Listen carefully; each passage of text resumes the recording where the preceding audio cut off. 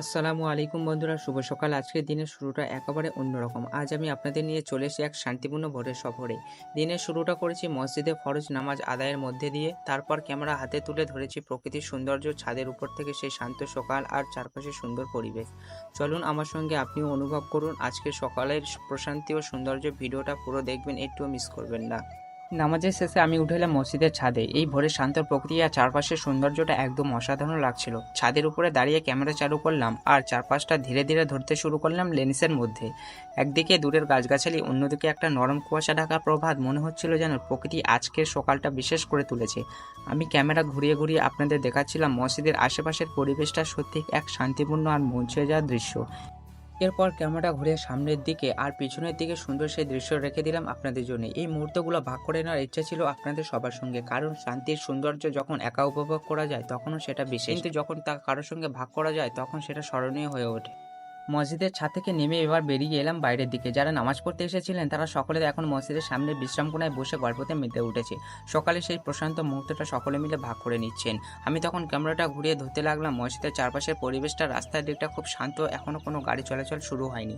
যেন পুরো রাস্তাটা একটা বিশাল ফাঁকা ক্যানভাস। চারপাশে শুধু সবুজ গাছপালা আর উপরে বিশাল নীল আকাশ। ভোরের রোদের আকাশটা যেন আলতো করে হাসছে। এই সময়টুকু একদম মন ছুঁয়ে যায়, শুধু দেখলেই মনে হয় কি অপূর্ব এই সৌন্দর্য সকাল।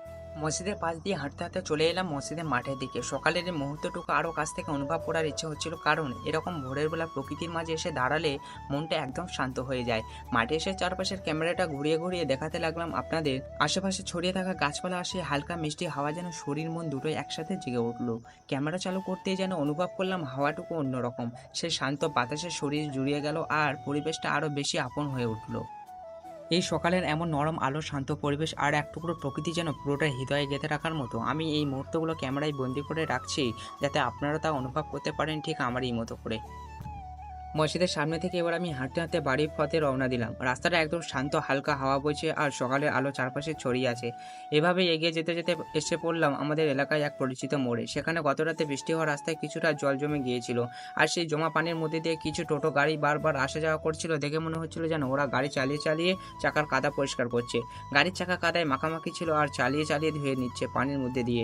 মজার ব্যাপার হলো হাত দিয়ে তো ওরা চাকা ধুতে পারতো, কিন্তু সেটা না করে চালিয়ে যেন ওয়াশিং মোডে চলে গিয়েছে সবাই। অবশেষে হাঁটতে হাঁটতে আমি আবার বাড়িতে চলে এলাম। বাড়িতে ঢুকে প্রথমে আমার প্রিয় ছোট্ট পাখিটির দিকে নজর গেল। সে যেন আমার অপেক্ষায় ছিল। আমি ওকে একটু আদর করে খেতে দিলাম। ওর খুশি মুখটা দেখে মনটা ভরে গেল। সত্যিই দিনের শুরুটা এর চেয়ে সুন্দর আর হতেই পারে না। এইভাবে আমার আজকের সকালটা কাটলো, একটা শান্ত ভোর, প্রার্থনা ছোঁয়া, প্রকৃতির সৌন্দর্য আর কিছু মজার মুহূর্ত। আশা করি আজকের এই ব্লগটি আপনাদের ভালো লেগেছে। যদি ভিডিওটি উপভোগ করে থাকেন তাহলে অবশ্যই লাইক, কমেন্ট আর শেয়ার করতে ভুলবেন না। আর এমন আরও সুন্দর ব্লগ পেতে আমার ফেসবুক থেকে দেখে থাকলে অবশ্যই ফলো করুন পেজটিকে। সবাই ভালো থাকবেন, সুস্থ থাকবেন। আবার দেখা হবে নতুন কোনো ভোরের নতুন কোনো গল্প। আসসালামু আলাইকুম, সবাই ভালো থাকবেন, খোদা হাফেজ।